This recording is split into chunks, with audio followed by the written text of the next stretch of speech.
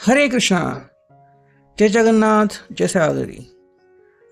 तो आज का हमारा टॉपिक है आज सुबह की उनकी दिल की बातें। सुबह सुबह कोई आपके बारे में क्या सोच रहा है? ठीक है, हमने लिया है टॉपिक और हमने लिए हैं बेसिकली तीन ऑब्जेक्ट। हमने लिए हैं दो टैरो जैसा कि आप देख सकते हैं और एक ओरेकल। रीडिंग होने वाली है for all science, general, collective, Hindi tarot reading. Do subscribe to the channel. ठीक है, तो सुबह की एनर्जी है एंड हम कह सकते हैं कि भाई जो उनकी सोच है, ठीक है, वो हम यहाँ पे किस तरीके से ला सकते हैं उसके ऊपर हम फोकस करेंगे। ठीक है, तो कुछ बातें ऑब्वियसली आपके साथ रेजोनेट करेंगी, कुछ बातें जो है वो रेजोनेट नहीं करेंगी। जो बातें आपसे जुड़ती हैं आप उसे डेफिनेटली ले सकते हैं और जो बातें नहीं जुड़ती आप उसको छोड़ सकते हैं। ठीक है, बाकी रीडिंग तो हम हर रोज़ करते हैं, सो डू सब्सक्राइब चैनल को बिकॉज हम ऐसे ढेर सारे वीडियोस हमेशा लाते रहते हैं। ठीक है, शुरू करते हैं। सबसे पहले रीडिंग की शुरुआत, सबसे पहले हम लेते हैं इस टैरो को और करते हैं कार्ड्स की शफलिंग। ठीक है, चलो। कार्ड जो है वो स्ट्रेट होने वाले हैं। ओके, मोस्टली मैं रिवर्स कार्ड नहीं लूँगा बट फिर भी देखते हैं। चलो, तो हम यहाँ पे कर रहे हैं शफलिंग और हमें यहाँ पे मिले हैं बेसिकली दो ऑब्जेक्ट। ठीक है, पहला जो कार्ड मिला है वो है the emperor. Okay, so emperor is the first card जो मैं यहाँ पे रखता हूँ। आई थिंक आपको दिख जाएगा। ठीक है, चलो देखते हैं हम यहाँ पे क्या कार्ड्स मिलते हैं। अब जो एम्परर कार्ड आ ही चुका है इसका मतलब है कि यहाँ पे एरीज साइन आ चुका है कि मेष राशि, मंगल बहुत भारी यहाँ पे दिख रहा है और ये पर्सन जो है वो अपने इस मंगल के चलते, मतलब मंगल की दशा कैसी है, मंगल के इस जगह पे है, उसके ऊपर इस पर्सन की जो सोच है वो आपको देखने को मिलेगी। कुछ लोग जो लोग होंगे वो बेसिकली आपके ऊपर अपनी जो जिम्मेदारी है वो थोपेंगे आपके ऊपर। बहुत सारी बातें बोलेंगे कि भाई तुमने ये करना चाहिए, तुमने वो करना चाहिए, मतलब जिम्मेदारी तुम्हारी बहुत ज़्यादा है, तुम अभी भी नहीं निभा रहे हो, ऐसा कुछ कह सकते हैं। कुछ जो लोग हैं वो बहुत ही ज़्यादा कनेक्टेड फील करेंगे आपसे और कि भाई तुम उससे दूर ना हो जाओ, मतलब आपसे दूरियां, यानी कि भाई मान लो इनको सांस लेने में तकलीफ, इतनी सारी बातें भी आप किसी साथ वो कर सकते हैं। तो इस इम्पॉर्टेंट है कि आप इस बात को समझें कि जिस तरीके की उनकी मंगल की दशा है वैसे ही ये पर्सन आपके साथ बिहेव करेगा और आपके साथ बातें करेगा। बट मुझे कहीं ना कहीं लग रहा है कि ये पर्सन कह रहा है कि भाई तो चलो लौट आओ मेरी ज़िंदगी में। ठीक है, या फिर मेरी ज़िंदगी में अब अगर आपको लग रहा है कि मैं कुछ बदलाव करूं तो मैं उस बदलाव को रेडी हूं। अब रेडी इसलिए नहीं हूं कि मैं ये सब कर सकता हूं, रेडी इसलिए हूं बिकॉज मेरे पास और कोई ऑप्शन या चॉइस नहीं है। आपने उनके पास कोई भी चॉइस नहीं छोड़ी है। तो इनके लिए बहुत इंपॉर्टेंट है कि ये जो भी आपसे कह रहे हैं ना, आप उस बात को ना तो संयोग की तरफ ले बल्कि इनकी सोची समझी अंडरस्टैंडिंग है ऐसा आप समझे। तो अगर इनको लग रहा है कि हाँ ये मेरे लिए इम्पोर्टेंट है इसीलिए और सिर्फ इसीलिए वो ये कर रहे हैं। ठीक है, सेकंड कार्ड देखते हैं और ये आ चुका है बेसिकली सिक्स ऑफ पेंटिकल्स, यानी कि टॉरस, वर्गो, कैप्रिकॉन। ये बेसिकली कार्ड्स आता है, बहुत ही प्रैक्टिकल कार्ड। और आप अगर इसको देख रहे हो तो समझ सकते हो कि ये पर्सन कह रहा है कि देखो भाई मेरे पास चॉइसेस बहुत कम है और जो भी चॉइसेस है वो ऐसे निकल के आ रहे हैं कि जितना आप मेरी हेल्प करोगे उतनी ही हेल्प मैं आपकी करूंगा, या फिर अगर आप मेरे लिए कुछ कर रहे हो तो मैं आपके लिए कुछ करूंगा। यानी कि लेन देन का प्रकार यहाँ पे हमें दिख रहा है कि सिर्फ वन साइडेड लव यहाँ पे अब एक्सेप्टेबल नहीं है, यहाँ पे अब टू साइडेड लव को मान्यता है। और ये समझ चुके हैं कि भाई अगर आपने सपोर्ट किया तो ही कुछ बातें आगे बढ़ जाएंगी, या फिर वरना इस बातों का कोई भी मतलब नहीं बनेगा। मतलब कि साफ है कि आप इनको दिल दे दीजिए, ये अपना दिल आपको दे देंगे।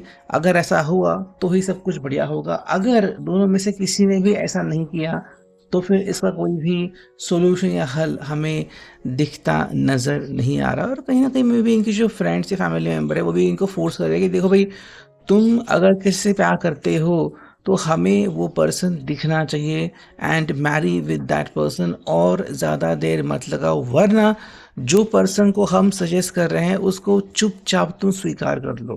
हाँ, तो बात यहाँ पे आ रही है। चलो हम करते हैं थोड़ी सी और शफलिंग, देखते हैं हमें यहाँ पे और क्या कार्ड्स मिलते हैं। देखो एक कार्ड हमें मिला है जो कि है सेवन ऑफ वॉन्ड्स की एनर्जी, यानी कि एरीज ल्यूज आज। ये बेसिकली क्या कर रहा है ना, पर्सन की अपने फैमिली के साथ भी लड़ रहा है, सिर्फ फैमिली नहीं दोस्तों के साथ भी मे बी इनकी फैमिली इन्फ्लुएंशियल है और उन्होंने अपने इनके फ्रेंड्स को भी कहा है कि देखो भाई कुछ भी करो ना, इनके मन से अब इसके पर्सन का भूत उतार दो। इसने कहना चाहिए खुद से कि भाई बस हो गया, अब मुझे वो पर्सन से कोई कांटेक्ट नहीं रखना, मैं अब आगे बढ़ने के लिए रेडी हूँ, जो भी पर्सन मेरी फैमिली मुझे दिखाएगी मैं उसके साथ आगे बढ़ने को रेडी हूँ। और ये बेसिकली हो रहा है कास्ट के वजह से, एजुकेशन डिफरेंस की वजह से, या फिर जिस स्टेट से आप बिलोंग करते हो उसकी वजह से। ठीक है, तो मे बी आपकी जो मतलब जो पर्सन है वो आपके लिए तो डिफेंड कर रहे हैं, लेकिन इनकी फैमिली जो है वो इनके ऊपर प्रेशर डाल रही है। उनकी जो सोच है, सोचने के तरीके हैं वो बहुत अलग है, और उनको नहीं लगता कि आप उनके फैमिली में फिट हो। मे बी जैसे कि आपके पास कोई टैटू है, या फिर आप एक फ्रीडम पसंद लड़की हो, फ्रीडम पसंद लड़का हो, और इनकी फैमिली जो है वो ऐसे व्यक्ति को पसंद नहीं करती। तो ये एक रीज़न हो सकता है कि क्यों ये चाहते हैं कि नहीं भाई, हमें ऐसा व्यक्ति नहीं चाहिए अपनी ज़िंदगी में जो कि इस तरीके का व्यवहार कर पाए। एक और कार्ड निकालते हैं फ्रॉम दिस टैरो, एंड यहाँ पे हमें दो कार्ड्स मिले हैं। देखो पहला जो कार्ड मिला है वो है एट ऑफ कप्स, कैंसर कॉपी पाइसेस। बेसिकली पर्सन जो है वो अकेलापन फेस कर रहा है, मतलब कि भाई कोई नहीं है फिलहाल इनका जो साथ थे। ठीक है, तो ऑब्वियसली पर्सन जो है वो अकेला पड़ चुका है, और अब इस अकेलेपन में इनको साथ देने के लिए सिर्फ और सिर्फ उनकी फैमिली है। और अगर उन्होंने अपनी फैमिली का साथ दिया तो फिर आप सोच सकते हो कि इनका रिस्पॉन्स क्या होगा।